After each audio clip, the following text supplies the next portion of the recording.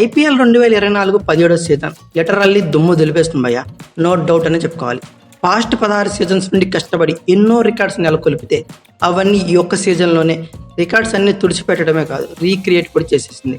కేవలం 42 మ్యాచ్లే అయితేనే ప్రతి సీజన్లో కూడా 60 మ్యాచ్లు సరిపడ రికార్డ్స్ని ఈ 42 మ్యాచ్ల్లోనే రికార్డ్స్ బ్రేక్ చేసేసాయి. ప్రతి సీజన్లోనూ టీమ్స్ మధ్య బీభత్సమైన కాంపిటీషన్ ఉంటుంది తెలిసిందే.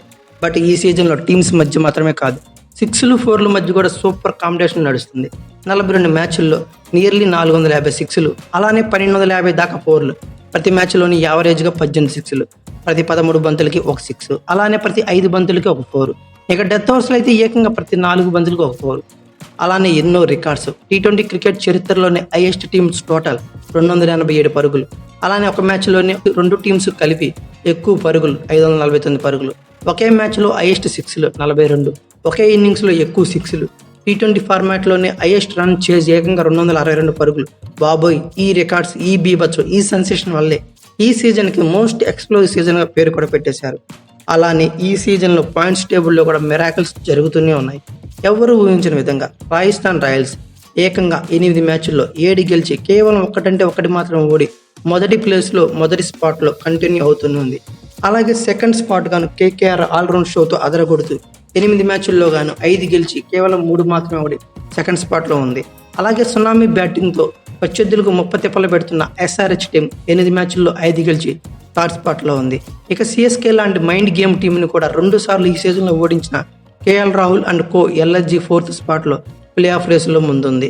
అయితే ఏప్రిల్ 28న సండే ధమాకాలో మధ్యాహ్నం మ్యాచ్గా అంటే ఫస్ట్ మ్యాచ్గా జీటీకి హోమ్ గ్రౌండ్ అయిన నరేంద్ర మోడీ స్టేడియంలో 45th మ్యాచ్గా జీటీ మరియు ఆర్సీబీలు ఒక బీభత్సమైన 4కి సిద్ధమైపోయాయి. గిల్ మరియు కోహ్లీల పోరు ఒక విధంగా చెప్పాలంటే గురు శిష్యుల మధ్య పోరనే చెప్పుకోవచ్చు. ఆర్సీబీ 9 మ్యాచ్లు ఆడి 2 మాత్రమే గెలిచి 7 ఓడిపోయి కేవలం 1% ప్లే ఆఫ్ రేస్లో ఉంది. అంతేగాక ప్రీవియస్ మ్యాచ్లో ఎస్ఆర్హెచ్ని మట్టి కరిపించి ఈ పోరుకి డబుల్ ఎనర్జీతో సిద్ధమైంది.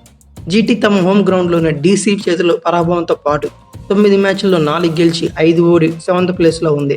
ప్లే ఆఫ్ కోసం పోరాడడానికి సిద్ధమైంది జీటీ. ఎవరు ఫేవరెట్ అనేది, ఎవరు గెలిచే అవకాశాలు ఉన్నాయి అనేది చివరిలో తెలుస్తుంది, వీడియో చివరిలో గాను. అయితే ఈ స్టేడియం డీటెయిల్స్ ఏంటి, పిచ్ రిపోర్టు ఫాస్ట్లో ఎలా ఉంది, ప్రజెంట్ ఎలా బిహేవ్ చేస్తుంది, ఈ గ్రౌండ్లో ఐపీఎల్ స్టాట్స్ ఎలా ఉన్నాయి, ఈ సీజన్లో ఎలా ఉన్నాయి, అలానే లైవ్ ఎక్కడ చూడొచ్చు, వెదర్ కండిషన్స్ ఏంటి, ప్లేయింగ్ లెవెల్లో మార్పులు ఏమైనా ఉన్నాయా, ఈ ప్లేయర్స్ ఎవరు, అన్నింటి గురించి 1 by 1 ఒక లుక్ వేసేద్దాం. అయితే ముందుగా ఈ స్టేడియం గురించి మాట్లాడుకుంటే నరేంద్ర మోడీ స్టేడియం ప్రపంచంలోనే అతి పెద్ద స్టేడియం. దీన్ని 1982లో ఓపెన్ చేశారు. ఆడియన్స్ కెపాసిటీ వచ్చేసరికి 1,32,000గా ఉంటుంది. అలానే గుజరాత్ టైటాన్స్కి ఆడియన్స్ పవర్ ఎక్కువనే చెప్పుకోవాలి. అలానే డైమండ్స్ పరంగా కొంచెం పెద్దదనే చెప్పుకోవాలి, ఎందుకంటే గ్రౌండ్ పెద్దది కాబట్టి. ఐదర్ సైడ్స్ వచ్చేసరికి 65 నుంచి 68 మీటర్లు గాను, హైట్ వచ్చేసరికి 78 మీటర్లు గాను ఉంటుంది. చూస్తానికి డైమెన్షన్స్ తక్కువగా ఉన్న ఈ ఐపీఎల్ సీజన్లో రిమైనింగ్ గ్రౌండ్స్తో పోల్చుకుంటే ఈ డైమెన్షన్స్ పెద్దవనే చెప్పుకోవాలి. ఇక తర్వాత పిచ్ రిపోర్ట్ గురించి మాట్లాడుకుంటే ఈ వెన్యూలో ఏకంగా 5 black soil pitches, 6 red soil pitches ఉన్నాయి. బ్లాక్ సాయిల్ పిచ్ అయితే బెటర్ బౌన్స్ ఉంటుంది రెడ్ సాయిల్తో కంపేర్ చేసుకుంటే. ఇది పరిస్థితి. ఫాస్ట్లో కొంచెం లో స్కోరింగ్ గేమ్స్ జరిగాయి, బట్ ఈ సీజన్లో ఆల్ సెట్స్ మారిపోయాయి. బ్యాటర్స్ హ్యావ్ స్కోర్డ్ ఫ్రీలీ అని చెప్పుకోవాలి. అంతేకాక భారీ స్కోర్లు కూడా నమోదవుతున్నాయి. ఈ సీజన్లో ఓవరాల్గా పక్క బ్యాటింగ్ పిచ్లో మారిపోయిందని తెలిసింది. తర్వాత వెదర్ రిపోర్ట్ గురించి మాట్లాడుకుంటే వర్షాలు పడటం, మ్యాచ్లు ఆగిపోవటం అలాంటి సిచ్యువేషన్స్ అయితే ఏమీ లేవు. But India summer season start అయిపోయింది. So temperature too much high లెవెల్లో ఉంటుంది. మార్నింగ్ టెంపరేచర్ నియర్లీ 38 నుంచి 42 డిగ్రీ సెంటీ వరకు ఉంటుంది. లోయెస్ట్ వచ్చేసరికి 25 నుంచి 20 డిగ్రీ సెంటీ వరకు ఉండవచ్చు. ఇక లైవ్ గురించి మాట్లాడుకుంటే యాజ్ యూజువల్గా టీవీస్లో వచ్చేసరికి సబ్స్క్రిప్షన్తో కూడి స్టార్ స్పోర్ట్స్లో ఎంజాయ్ చేయవచ్చు. అలాగే ఓటీటీ ప్లాట్ఫామ్స్లో వచ్చేసరికి ఫ్రీగా ఎటువంటి సబ్స్క్రిప్షన్ లేకుండా జియో సినిమాల్లో హ్యాపీగా ఎంజాయ్ చేయవచ్చు. ఇక చివరిగా గ్రౌండ్ గురించి వాళ్ళ స్టాట్స్ గురించి మాట్లాడుకుంటే ఈ స్టేడియంలో టోటల్గా 31 మ్యాచ్లు జరిగాయి. ఫస్ట్ బ్యాటింగ్ వాళ్ళు 14 గెలిస్తే సెకండ్ బ్యాటింగ్ వాళ్ళు 17 గెలిచారు. హైయెస్ట్ టోటల్ వచ్చి ఈ గ్రౌండ్లో 233 పరుగులు 3 వికెట్లుగా జీటీ పెరగనుంది. లోయెస్ట్ స్కోర్ కూడా మొన్న ఈ సీజన్లోనే 89 పరుగులకి ఆల్అవుట్ అయింది జీటీ. ఓకే, ఫస్ట్ ఇన్నింగ్స్ యావరేజ్కు చూస్తే 170 పరుగులు గాను, సెకండ్ ఇన్నింగ్స్ యావరేజ్కు చూస్తే 156 పరుగులు గాను ఉంది.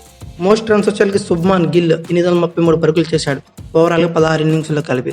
మోస్ట్ సిక్స్లు కూడా శుభ్మాన్ గిల్లే 31 సిక్స్లు కొట్టాడు 16 ఇన్నింగ్స్లో. అలాగే మోస్ట్ వికెట్స్ చూస్తే మోహిత్ శర్మ 26 వికెట్లతో ఉన్నాడు. ఇవన్నీ పాస్ట్ రికార్డ్స్. బట్ ఈ సీజన్లో కొంచెం డిఫరెంట్గా అనిపిస్తుంది, ఎందుకంటే పిచ్ సెలక్షన్ అని చెప్పుకోవాలి. బ్లాక్ సాయిల్ పిచ్ అయితే కొంచెం లో స్కోరింగ్ గేమ్గా జరుగుతుంది. జీటీ 89 పరుగులు ఇక్కడే ఆల్అవుట్ అయింది కూడా.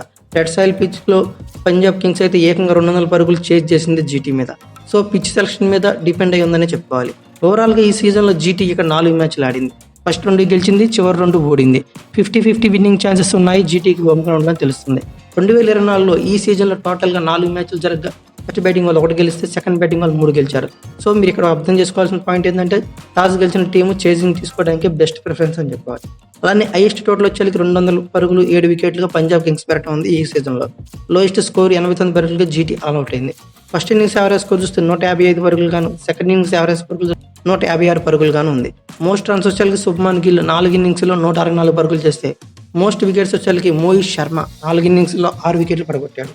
ఇక తర్వాత ఆర్సీబీ మరియు జీటీల మధ్య హెడ్ టు హెడ్ రికార్డ్స్ పరిశీలిస్తే టోటల్గా ఇరువురు టీమ్స్ మధ్య ఇప్పటికి 3 మ్యాచ్లు జరిగాయి. ఆర్సీబీ 1 గెలిస్తే జీటీ 2 గెలిచింది. సో ఆర్సీబీ కనుక గెలిస్తే ఈ మ్యాచ్లో సమం అవుతుంది రికార్డు. ఒకవేళ జీటీ గెలిస్తే మరొకసారి ఆధిపత్యం కనబరుస్తుంది. ఇక చివరగా ఇరువురు టీమ్స్ యొక్క ప్లేయింగ్ లెవెన్ గురించి మాట్లాడుకుందాం. ముందుగా జీటీ ప్లేయింగ్ లెవెన్ చూస్తే ప్రీవియస్ మ్యాచ్లో డీసీ మీద 224 పరుగులు చేజింగ్లో ఆల్మోస్ట్ నియర్లీ చేజింగ్ చేసినట్లే కనబడింది. కేవలం 4 పరుగులతో ఓడింది. అంటే జీటీ 220 పరుగులు చేసింది. ఈ మ్యాచ్ కనుక గెలిచి ఉంటే జీటీ డెఫినెట్లీ ప్లే ఆఫ్స్కి దగ్గరగా ఉండేది. ఈ టెన్షనే ఉండేది కాదు. ముందుగా వీళ్ళ బౌలింగ్ యూనిట్ గురించి మాట్లాడుకుంటే కంప్లీట్గా బ్యాక్ ఫుట్లో కనపడిందని చెప్పుకోవాలి. దీనికి ఒకటే రీజన్, పొదుపుగా బౌలింగ్ చేసే మోహిత్ శర్మ ప్రీవియస్ మ్యాచ్లో చెత్త రికార్డ్ నెలకొల్పాడు. 4 ఓవర్లకి 18 పైన రన్ రేట్తో ఏకంగా 73 పరుగులు కొట్టించుకున్నాడు. బట్ సందీప్ వారియర్ సూపర్ టచ్లో ఉన్నాడు. 3 ఓవర్లు ఏకంగా 15 పరుగులు వచ్చి ఏకంగా 3 వికెట్లు పడగొట్టాడు. సో ఈసారి పేస్ యూనిట్లో ఇతనే కీలకం కానున్నాడు. అలాగే వికెట్స్ తీగిపోయినా అజ్మతుల్లా ఉమర్జాయ్ ఇంప్రెసివ్గా బౌలింగ్ చేస్తున్నాడు. ఇక స్పిన్ యూనిట్లో 1-2 మ్యాచ్లు ఫెయిల్ అయిన రషీద్ ఖాన్, నూర్ అహ్మద్లు ఎప్పుడు ఆల్వేస్ టచ్లో ఉంటారని చెప్పాలి. అయితే జీటీ స్పిన్ యూనిట్ పరంగా వీళ్ళిద్దరే కాదు, ఇంకో సాయి కిషోర్ అని 3వ స్పిన్నర్ కూడా ఉన్నాడు. అతను కూడా సూపర్ పర్ఫార్మెన్స్ ఇస్తున్నాడు. నాకు తెలిసి ఈ బౌలింగ్ యూనిట్లో మాత్రం జీటీ మోహిత్ శర్మ ప్లేస్లో ఉమేష్ యాదవ్ని ఆడించే అవకాశాలు ఉన్నాయి. ఇదొక చేంజ్ అయితే బౌలింగ్ యూనిట్లో జీటీ తరఫున జరుగుతుందని నేనైతే అనుకుంటున్నా. ఇక బ్యాటింగ్ యూనిట్ గురించి మాట్లాడుకుంటే main thing Gill failure.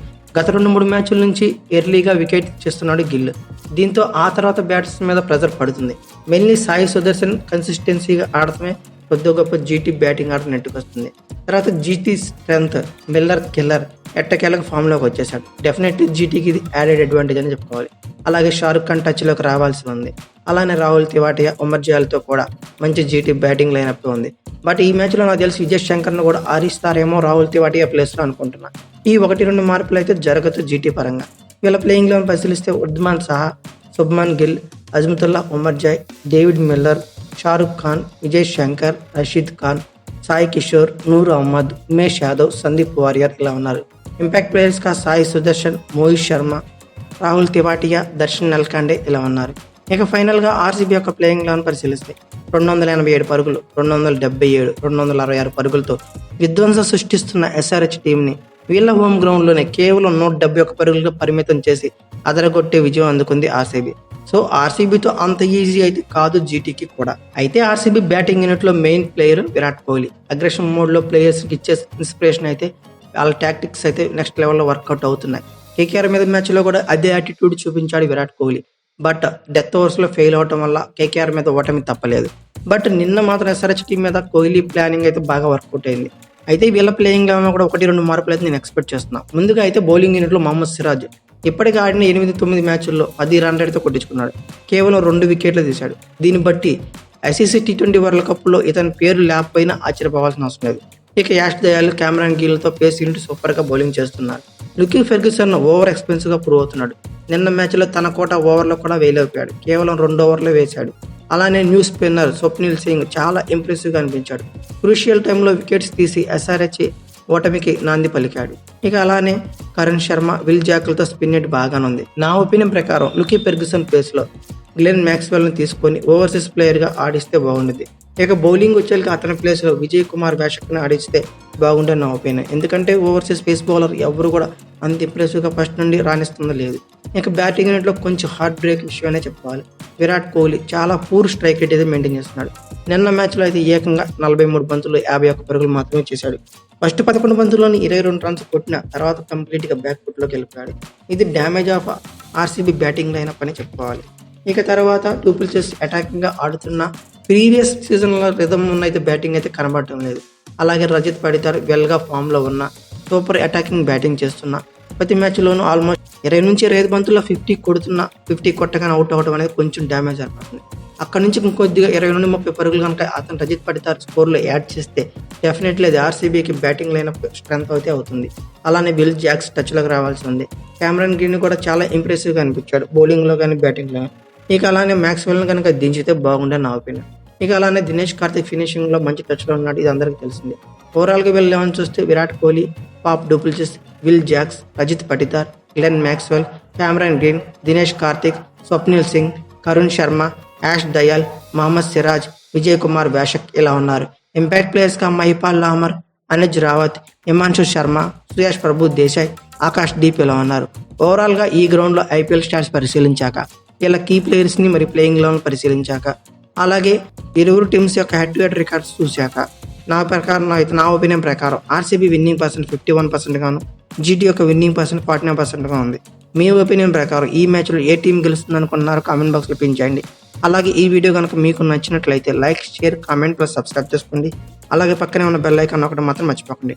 Thank you for watching. Have a nice day.